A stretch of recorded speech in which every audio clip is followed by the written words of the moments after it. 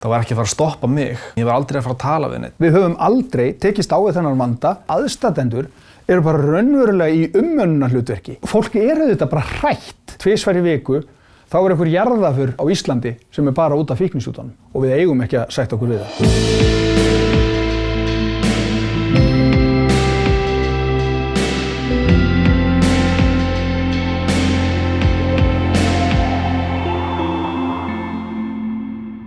Það alltaf sorglegt að missa fólk, en það alveg sérstaklega sorglegt að fólk sem veikt, alvarlega veikt og þarf að líta til heilbrigðiskerfisins í von úrræði og bata, að svarið sem við getum ekki tekið á móti þér í dag, þú getur komið eftir 9 mánuði, eða ár, eða 6 mánuði.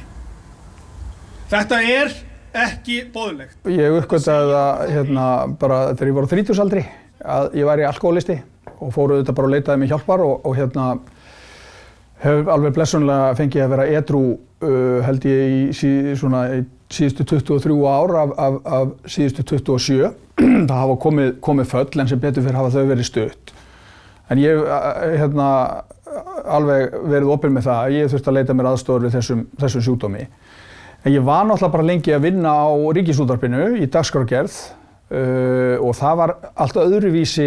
Ég fjallaði mjög mikið þessi mál þegar ég var að vinna á Ríkisútvarpinu. Bæði í útvarpi, sjónvarpi, í kastljósi, í fréttum, hvernig þetta snertir aðstandendur, hvernig þetta snertir einstaklinginn og hvaða áhrif þessi sjúkdómur hefur á samfélagið.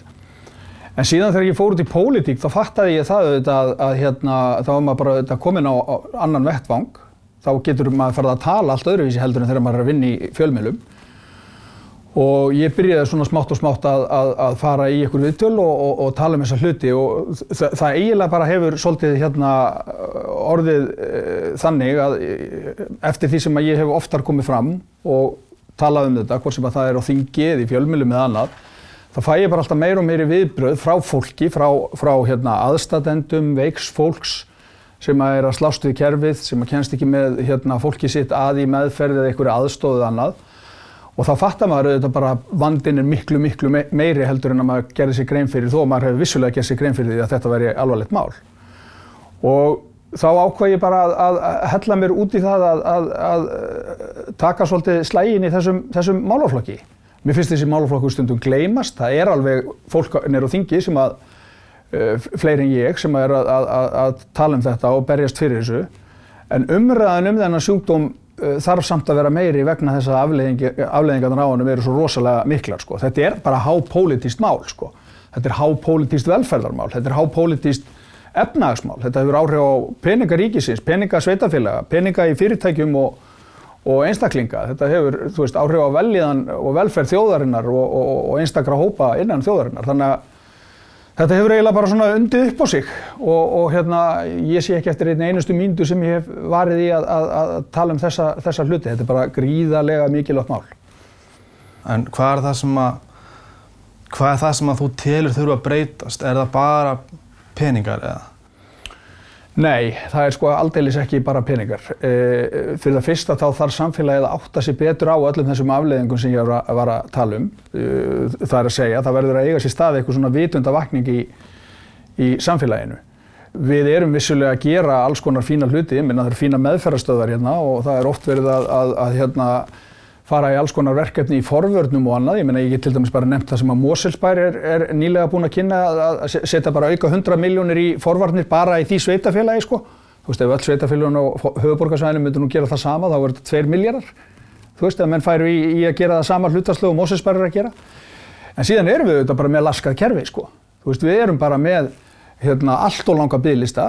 Það allt of fá meðferðarúrræði með það hvað sjúkdómurinn er þungur og alvarlegur. Og við erum bara búin að vanrækja þetta í áratugi, bara ofur einfaldlega. Við höfum aldrei tekist á við þennan vanda á forsendum vandans, heldur alltaf verið að gera þetta vil ég meina í skötulíki, þrátt fyrir að stjórnmálamenn hafi alveg verið velviljaðir í að gera meira. Ég myndi eiginlega segja að það væri jafn mikilvægt að koma fólki í skilning það hvað þetta alvarlegt og hvað þetta hefur víðtæk áhrif peningalega og á fjölskyldur og andlega á líf fólks eins og að efla meðferðarúrræði, forvarnir og bæta kerfið okkar, fá kerfið betur til þess að tala saman og annað í þeim túr. Mér finnst þetta bara að vera, hvoru tveggja í raun og veru jafn mikilvægt, sko. Getum við sætt okkur við það að fólk sem með svona rosalega alvarlegan sjúkdóm þurfa að bíða í marga mánuði eftir að komast inn? Nei, við getum ekki sætt okkur við það og við eigum ekki að sætt okkur við það. Ástæðan einfaldlega sú að það eru meirinn 100 manns sem að deyja á hverju einasta ári úr þessum sjúkdómi og það sennilega vanáætlað, sko. Lyfjaandlátin eru bara 56 í fyrra, sko, og þá allt hitt eftir. Sjálfsvígin, slysinn, allir sem að deyja úr öðrum sjúkdómum sem að koma til vegna þess að það búið að fara illa með sig út af alkohólisma, sko. Þetta allt dauðsföll út af fíknisjúkdóm. Þannig að og ég hef auðvitað mikið notað þessa líkingu með umferðina því að mér finnst hún segja svolítið mikið, sko. Þú veist, það eru miklu fleiri sem deyja úr þessum sjúkdómi. Samt viðbragðið okkar miklu minna heldur en þegar kemur til dæmis að umferðaröryggi, sko. Þar erum við alveg með augun á boltanum, sko. Vitum það að við getum ekki gert allt í einu vetfangi, en við vitum að við viljum fækka og eyða, það að segja að það verði engar einbreiðar brýr, að það verði, þú veist, misla gatnamót þar sem það þurfa að vera misla gatnamót og við erum að brekka vegi og við erum alveg með augun á boltanum þar, en við erum það ekki með fíknisjúkdóminn. Og mér finnst það svolítið skrítið vegna þess að við höfum alveg ótrúlega mikla þekkingu og flott fagfólk í þessum geira á Íslandi og við virðumst öll svona að hafa eitthvað vilja til þess að gera betur en það vantar einhvern veginn bara að, þú veist, kýla þetta svona svolítið meira í gang. Einmitt, sko, það sem ég er búinn að hugsa undanfarið þessi tala rosalega há með dauðsföllin. En þetta næri yfir svo miklu meira en bara dauðsföllin. Já. Eins og, þú veist, ég þekki eina konu sem er búin að fara einu sinni á Vog. Fór á Vog og Vík og náði ekki árangri eftir það, eins og bara svo algengt, við þekkjum það báðir. Þegar hún síðan dettur í það, þá hún strax komin núna aftur á, að því hún búin að bíða í stuttum tíma einu sinni, þá hún núna komin á 6 mánaða biðlista. Og hún við það með svo dóttur sína, þannig að þetta næri yfir svo, þetta svo aðstandendurnir sem að verða fyrir þessu, sem að þurfa að borga hvað mest fyrir þetta á meðan þessi bið stendur alveg rosaleg. Þannig að það þú veist, ég held að fólk sko sjáu oft bara hvað, já, það rosa margir að deyja, en allir sem að þjást í kringum þetta bara svo rosalega stór partur af þjóðinni. Já. Og bara, má ég bæta inn í? Já. Að þegar þú ert að tala sko aðstandenduna, þetta er svo rosalega sterkur punktur. Ég meina það auðvitað kannski eðlilegt að við séum mest að tala fólki sem að deyr. En núna, þú veist, ég í sambandi við fullt af fólki sem með að glíma við þennan sjúkdóm bæði persónulega og sem aðstandendur. Sjáum til dæmis bara það að ég veit eitt dæmi þar sem að kona hætt að vinna vegna þess að hún í raun og veru bara í umönnunarhlutverki á heimilinu af því að sonur hennar mikið að nota ópíóða. Hún hrædd hann alla daga, hún hrædd á hverjum einasta degi hann muni deyja. Þannig að hún vill ekki að hann sé þarna úti einhvers staðar, heldur leyfir honum frekar að vera heima í neyslu svo hún geti vaktað hann. Þannig erum við að missa einn einstakling út af vinnumarkaði sem bara í stöðugu umönnunarhlutverki gagnvart syni sínum. Þú veist, ég veit aðra móður sem núna sem hefur verið að bíða eftir því að sonurinn komist í áframhaldandi meðferð. Það mikill sjálfskaði búin að eiga sér stað, sjálfsvígstilraunir hjá þessum unga manni. Hann að bíða eftir því að komast í langtíma úrræði. Móðurinn að berjast fyrir því að hann sé í einhverju skjóli á meðan það verið að bíða vegna þess að ef hann dettur í það, hann edrú núna, ef hann dettur í það, þá byrjar þessi sjálfskaðandi hegðun aftur. Hann mun að mati móðurinnar reyna að skaða sig aftur ef hann dettur í það og hann að bíða og það veit enginn hversu lengi það þarf að vera í þeirri stöðu. Þessi kona eðlilega gerir það sem allir foreldrar myndu gera, jafnvel þótt að þarna séum ungan mann að ræða en ekki barn. Við auðvitað reynum að vernda börnin okkar, þannig að hún heldur ekki að vinna. Hún ekki búin að vera að vinna í marga mánuði meðan þetta í gangi. Þú veist, þetta bara 2 lítil dæmi það, þar sem aðstandendur eru bara raunverulega í umönnunarhlutverki heima hjá sér. Get ekki sinnt vinnu vegna þess að þau eru að passa upp á synina sína, sko. Og auðvitað reynum við að gera það. Þetta gríðalegt tekjutap fyrir fjölskylduna, þetta gríðalegt andlegt álag. Ég ímynda mér það að báðar þessar mæður, þær séu svona hálfpartinn að lifa í samfelldu áfalli, að þú ert alltaf hræddur að barnið þitt sé að fara að deyja, þá ertu þetta bara lifandi samfellt tráma vikum og mánuðum saman. Þannig að þessar afleiðingar fyrir þessa aðstandendur eru auðvitað alveg svakalegar sko. Og það bara sáralitla aðstoð að fá. Það sáralítið skjól fyrir þessa veiku einstaklinga að fá og aðstandendurnir fá ekki neina hjálp sko. Þú veist, okkur ekki til betri og öflugri sálfræðiþjónusta fyrir fólk sem í þessari stöðu, bara svo þau fái hjálp, svo þau sé ekki bara dreini ekki út á meðan þau eru umönnunarhlutverki heima hjá sér af því að ríki og sveitafélög drattast ekki til þess að hafa úrræðin í lagi. Þú ert að vísa bara nákvæmlega í þessar afleiðingar sko. Ímyndum okkur bara foreldri sem á úrling sem í neyslu og ekki að koma heim heilu helgarnar eða jafnvel dögum saman. Þú veist, fólk þetta bara hrætt, skítrætt, allan daginn, allar nætur, hrökkvandi upp á nóttinni. Þú veist, auðvitað þarf þetta fólk aðstoð. Þegar menn ekki að vinna, þá tapast vinnustundir. Þegar einhver búinn að vera lengi í neyslu, þá mjög líklegt að hann sé kannski á atvinnuleysisbótum af því að hann vinnur ekki, getur ekki unnið. Sumir fara á örorkubætur.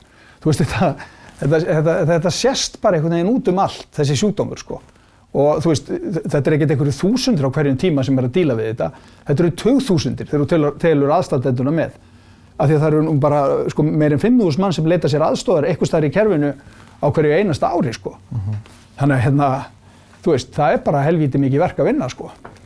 Já, og svo líka má bæta því við að það rosa mikið af aðstandendum, mömmum og pöbbum sem eru sko til að hjálpa barninu sínu að berjast við fráhvörf eru þau sjálf farin að leita inn á ólöglegan markað og kaupa ópíóða og önnur efni til að reyna að halda þeim góðum á meðan þeir eru að bíða eftir að komast. Þeir komast ekki að viðhaldslíf annars staðar.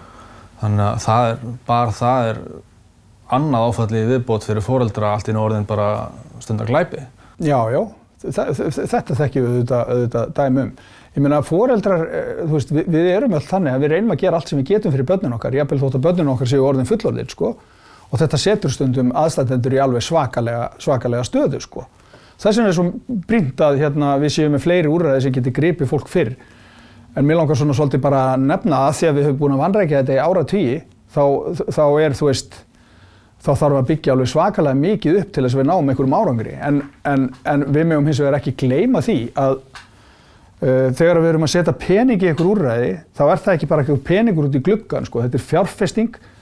Ef að vel gengur með einhvern tiltekinn einstakling, þá erum við að koma í veg fyrir það að þessi einstaklingur búi til svakalega mikinn kostnað í kerfinu annars staðar, sko. Þú veist, við erum líka forða okkur frá miklum útgjöldum seinna meir með því að taka svolítið á vandanum betur strax. Mér finnst svona fólki í meðferðargeiranum og þeir sem að lifa og hrærast í þessu öllu saman skilja þetta mjög vel, en mér finnst vanta svolítið upp á ennþá að stjórnmálin skilji þetta betur.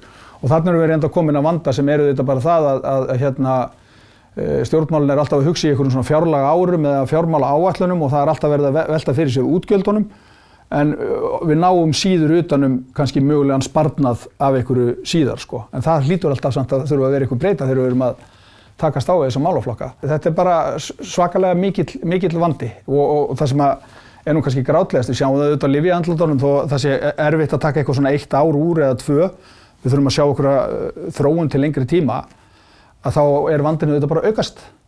Það held ég að sé alveg hreina línur. Ég meina, ég man eftir, ég var rifjað upp fyrir nokkuð síðan. Þetta var það leyti sem að ég leitaði mig fyrst aðstoðar, sem var 96 eða 95. Það leyti rétt áður þá höfðu e-töflurnar komist á markað hérna á Íslandi og það varð eitt dauðsfall það leyti, það var unglingur verslunarmannahelgi sem dóa því hann hafði notað e-töflu. Þú veist, það var allt vitlaust í samfélaginu. Þetta var rætt í fréttatímum, útvarpsþáttum. Þú veist, samfélagið virkilega var slegið og tók svolítið umræðuna þetta. Bæði stjórnmál og aðrir og það vildi allir gera betur og allt þetta og örugglega hefur margt mjög gott verið reynt og allt þetta. En núna erum við bara með þessi dauðsföll, sko, ekki stök, heldur, þú veist, það bara fullt af ungu fólki að deyja. Og við svona, einhvern veginn, það ratar ekki í fréttirnar og við erum líka, sko, að því að vandinn hefur verið að vaxa svolítið mikið og hratt á síðustu kannski 20-30 árum. að þá erum við líka orðin svolítið ónæm fyrir afleiðingunum því miður sko. Þú veist, ég myndi auðvitað vilja sjá bara að það færi fram mjög alvarleg umræða í samfélaginu í hvert einasta skipti sem eitthvað svona atvik kemur upp sko. En þá eins og ég segi, eins og við séum orðin ónæm fyrir þessu, en svo það auðvitað líka þannig að þú veist, fólk ekkert að flíka því eða auglýsa það eða fara með það endilega í fjölmiðla þegar einhver nákominn deyr úr fíknisjúkdómnum sko. Það eru sumir blessunarlega farnir að gera þetta vegna þess að þetta aðstoðar við að auka skilning okkar á sjúkdómnum. En það líka auðvitað skiljanlegt að fólk vilji ekki gera þetta sko. Já, allan fyrir mínu parta, ég algjörlega orðin dofinn fyrir þessu þegar maður heyrir af einhverju andláti. Þetta bara orðið svo, mann löngu hægt að koma á óvart sko. Já. En ég algjörlega sammála því að það ætti að vera einhver umræða í gangi bara í hvert skipti, en auðvitað ef aðstandendur vilja ekki gera það þá er það náttúrulega bara 100% í lagi. Já. En ég meina, þú veist, okkur reynum við ekki að skilja samt stærðirnar. Þegar við erum að tala rúmlega 100 manns, þú veist, við erum að tala það að í raun og veru að tvisvar í viku að meðaltali, tvisvar í viku, þá er einhver jarðaför hérna á Íslandi sem bara út af fíknisjúkdómnum. Tvisvar í viku, allt árið kring. Og þetta er varlega áætlað. Þú veist, lyfjaandlát, 56, 52 vikur í árinu. Þú veist, það er ein jarðaför á viku og rúmlega það, bara út af lyfjaandlátunum. Þú veist, hugsaðu allt syrgjandi fólkið sem er á bekkjónum í kirkjunni, í hverju einustu viku eftir viku, mánuð eftir mánuð.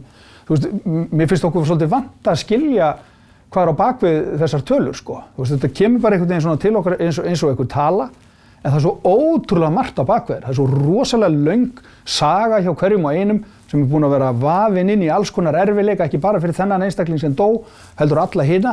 Þú veist, á hverju einasta ári þá erum við bara með þúsundir sem eru að syrgja. Ef það eru rúmlega 100 sem deyja, hvað ætli séu margir sem syrgja hvern einstakling? Hvað eru margir í fjölskyldu á bakvið hvern einasta einstakling? Og vinir.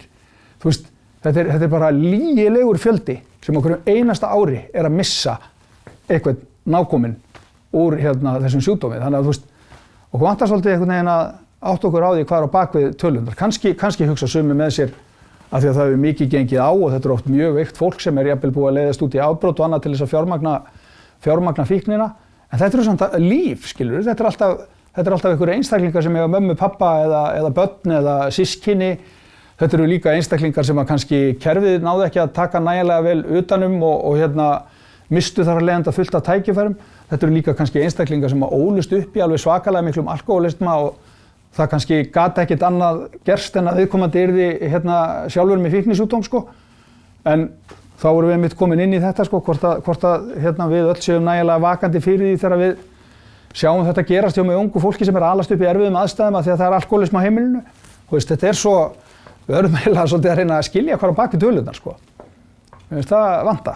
En dauðsföllin gerist ekki bara svona, þú veist, það er aðdragandi. Það er svo, getum við verið margra ára aðdragandi þar sem að allir í kringum hann er að þjást í liðinni og þetta hefur svo rosalega áhrif.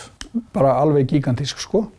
Og þetta er eitthvað sem er ekki síður mikilvægt að við skiljum alveg eins og við þurfum að tala það hvernig meðferðarúrræðin okkar eigi að vera, hvernig við eigum að hafa forvörnum og allt þetta sko.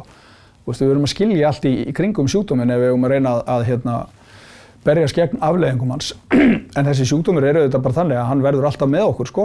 Þetta er auðvitað bara barátta sem við mun halda áfram á hverjum einasta degi ókomna tíð því að þú veist, vímuefni hafa fylgt manninum bara frá örófi alda sko. En nú erum við hins vegar komin á þann stað að við vitum orðið vísindalega ansi mikið þennan sjúkdóm. Þannig að við getum auðvitað tekist á hann með miklu meiri krafti núna heldur við kannski gátum þeirra skilningur af að minni. Og við tölum aðeins forvarnirnar, sko fyrir mína parta, þegar ég var alast upp og ég man eftir komið okkar á forvarnir í grunnskóla og þetta var svo mikil hræðsla. Það var svo mikið, þú veist, verið að hræða mann, að vera hræddur við fíknisjúkdóminn og fíkniefni og þú veist, sýndi einhverja mynd á skjá af einhverju konu og svo sama manneskja 10 ára seinna eftir neyslu og það var svona hræðslu áróður þetta. Í staðinn fyrir að vera að reyna að taka skömmina af. Af því að þú veist, þegar ég horfði á þetta, það var ekki að fara að stoppa mig. Nei. Og þótt að mér leið illa og það var verið að tala að ef þér líður illa getur þú tala við eitthvað, en ég var aldrei að fara að tala við neitt. Nei. Hvernig heldur að við getum nálgast þannig krakka í gegnum forvarnirnar, krakka eins og mig til dæmis. Já. Þetta auðvitað ekkert einfalt og ég í sjálfu sér engin svona kannski sérfræðingur í forvörnum en auðvitað það þannig að út allan heim þá margt verið reynt í forvörnum og við hljótum að geta skoðað bara og reynt að meta, hvar hefur gefist sérstaklega vel að skóli til dæmis sé með eitthvað forvarnaplan. Eru Norðmenn með eitthvað módel sem við getum notað eða þurfum ekki að finna upp hjólið í þessu sko. Það var þannig þegar ég var ungur að þá kom stundum fólk í skólan og sagði sögu sín og eitthvað og ég man að væntanlega bara vegna þess að ég var með þennan sjúkdóm þá fannst mér bara margt við þetta spennandi einhvern veginn. Að því að þetta var bannað og eitthvað að það æsti mig einhvern veginn upp á öfugan hátt sko. En svo verður það kannski svínvirkað gagnvart einhverjum öðrum, maður auðvitað veit það ekki. Það að vera með forvarnir Forvarnir ekki alltaf bara eitthvað sem á að beina ungu fólki, þetta eitthvað sem á að beina okkur fullorðna fólkinu líka, skilurðu. Við þurfum einhvern veginn að virkja skólana og við þurfum að ekki síst að virkja heimilin því að ég myndi nú halda að besta forvörnin væri það þegar að barn elst upp í kærleiksríku og hollu umhverfi. Þá erum við auðvitað að læra eitthvað hollt og gott. Þá erum við að læra samveru og samtal við fjölskyldun okkar, við erum að læra samskipti, við erum að læra og fá kærleika beint í æð og allt þetta. Þetta auðvitað í sjálfu sér myndi ég halda besta forvörnin. En þetta auðvitað ekkert staðan á öllum heimilum eins og við vitum. Þegar við erum að ræða forvarnir eða skaðaminnkun þá finnst mér alltaf að við þurfum kannski svolítið að útvíkka þessi hugtök. Allt sem við gerum gagnvart öllum á hverjum tíma á í sjálfu sér að vera forvörn sko. Kerfið á bara að vera ein allsherjar forvörn og kerfið á að vera ein allsherjar skaðaminnkun sko. Við erum oft svolítið að hólfa þetta. Hvað getum við gert í forvörnum til þess að vera bara inn í skóla sko. En þetta auðvitað miklu stærra hugtak heldur en það, líka skaðaminnkun.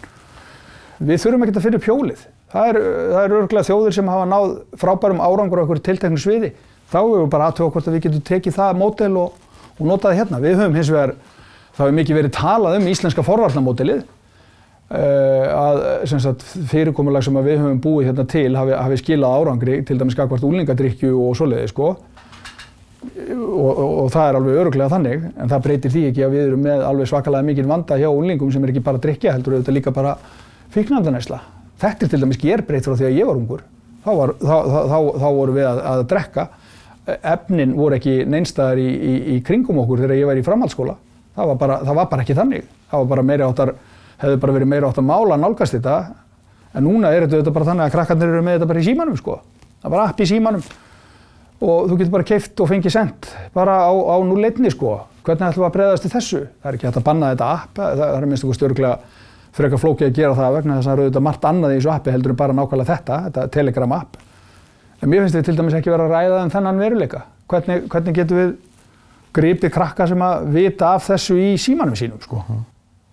Þú ert bara með sölu app í símanum þínum ef þú vilt sko. Ég held að foreldrar sé ekki rosalega meðvitaðir um þetta. Nei, ég gerði stiklu daginn þar sem ég var að tala um þetta app og ég gerði tilraun og ég náði í appið og ég var búinn að finna mér hóp og búinn að redda mér efnum á 1 mínútu. Nákvæmlega, þetta er ekki flóknir en það sko. Einu sem ég þurfti að gera þá eftir það var bara að keyra niður í Skeifu og hitta eitthvað gæja og þá var ég bara komið með efnið mitt sko. Já. Eða í einhverjum tilfellum hefur ég jafnvel bara fengið það sent heim til þín sko. Þú veist, allan sólarhringinn. Engin ekkert aldurstakmark. Engin að pæla í hvað er í efnunum sem þú ert að kaupa. Þú veist, þetta auðvitað bara veruleiki sem við verðum að tala um líka og ég ætla ekki að þykjast hafa svari við þessu sko, en mér finnst þetta ekki rata mikið í umræðuna. Er eitthvað sem að þú vilt bæta við þessu umræðu? Nei, sko, í sjálfu sér finnst mér þetta bara að vera þannig að þú veist, nú eru til dæmis bara að koma kosningar. Ég saknaði þess alveg pínlítið að flokkarnir sé ekki meira að tala um þetta af því að þetta er mjög vanmetinn vandi og þetta er miklu dýrara fyrir samfélagið heldur en að við gerum okkur grein fyrir. Ég var að vona að andlát bræðranna í íbúðinni í Kópavogi sem að var svolítið til umfjöllunar myndi ýta kannski aðeins meira við flokkunum í þessu efni en þú veist, ég er ekkert að segja að fólk sé áhugalaust þetta sko, alls ekki. En ég hefði kannski viljað sjá aðeins meiri umræðu þetta því að það er allir að tala um velferð þjóðarinnar sko. Þetta er auðvitað bara risastórt púsl í þeirri mynd sko. Og ekkert eitthvað lítið sko. Risastórt. Ef við ætlum að ná einhverjum árangri í því að efla velferð þjóðarinnar, þá myndi ég halda að eitt aðalverkefni okkar væri að berjast almennilega gegn afleiðingum þessa fíknisjúkdóms, sko.